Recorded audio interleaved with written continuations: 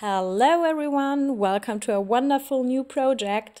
Today I'm creating a tray using this beautiful faux leather in combination with this pretty LineArt lady stencil and relief paste. And of course my round disc mold from Moldsandshapes. And yeah, so I'm super happy that you're joining me in creating this fantastic tray. So I would say let's get started.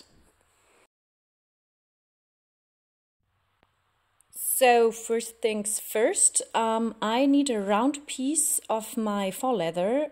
So I measure the diameter of my stencil with my divider, compass. What's the right word? I don't know. I'm not sure. And then I will draw the circle on the back of the faux leather and cut it out. So it's very easy, and you see, it's done like this. We can barely see the circle, but let me do it again. So this is super easy and fast. I really like faux leather. I'm so happy that I tried it a few weeks ago with my resin because there are so many possibilities with it and it's so easy to work with, and yeah, I really like it. So you see, it's super easy to cut out the circle.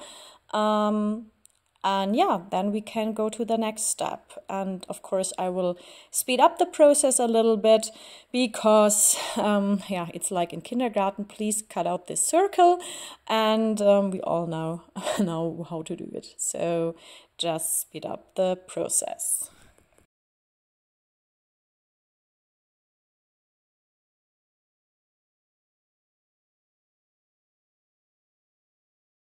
Step one finished. So look at the colors. It's so beautiful. I really love this faux leather.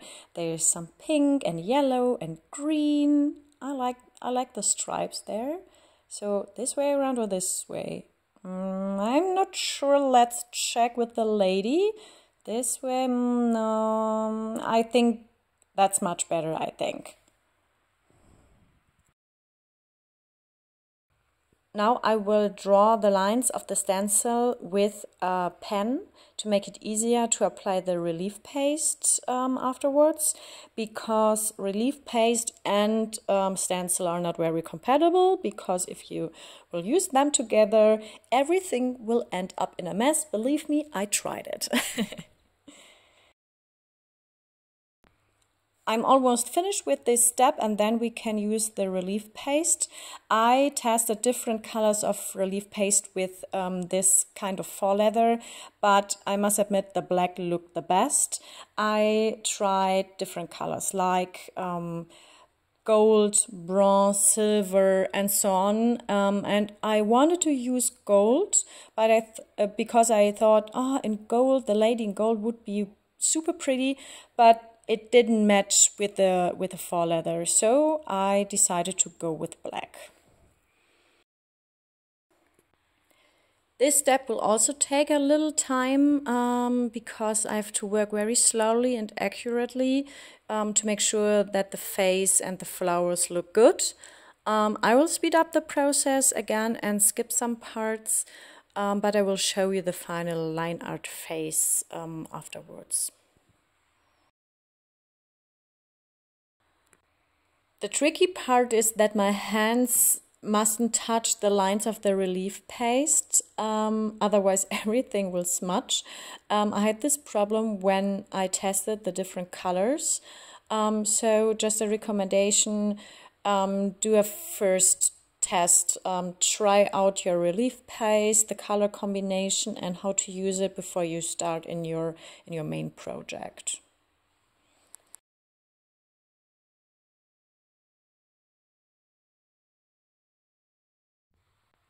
Here we are. Look at her. She is beautiful, especially with this nice background of this faux leather. I really like it.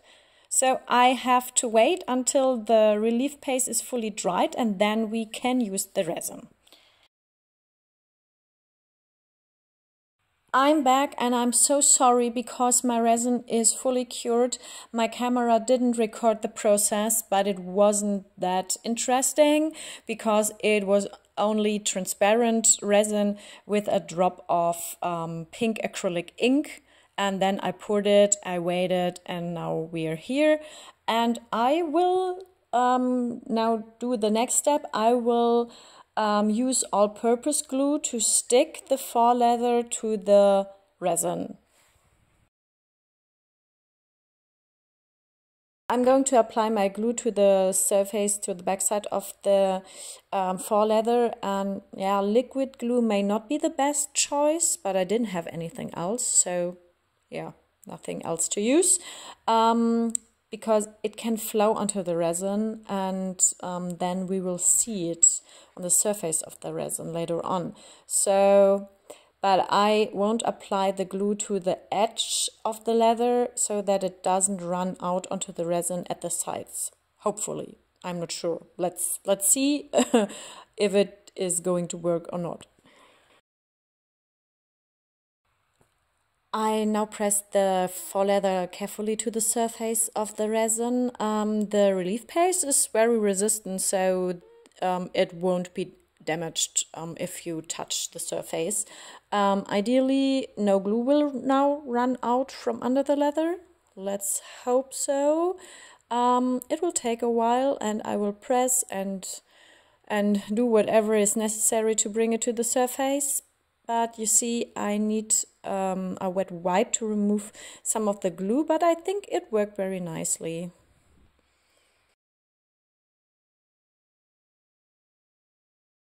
I've waited a few hours for the glue to dry, and now we can apply the top coat. I'm using Dupont DCS resin as always. It's my stand-up top coat, or let's say my favorite top coat. Yeah, so I probably should have mixed a little more, but let's hope it will be enough for this surface. Yeah, so simply pour it to the surface of your resin piece, and then I will use my fingers to spread it, because this is the easiest way to do it. It will take much longer if you're going to use a spatula or whatever. With the fingers is so easy.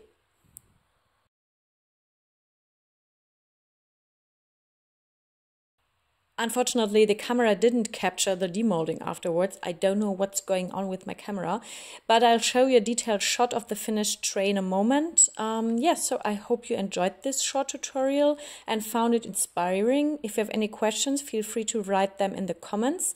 If you haven't subscribed to my channel yet, now is the time to press the button. Thank you for joining me for this tutorial, and I hope you'll watch the next one, which will hopefully be coming in a few days.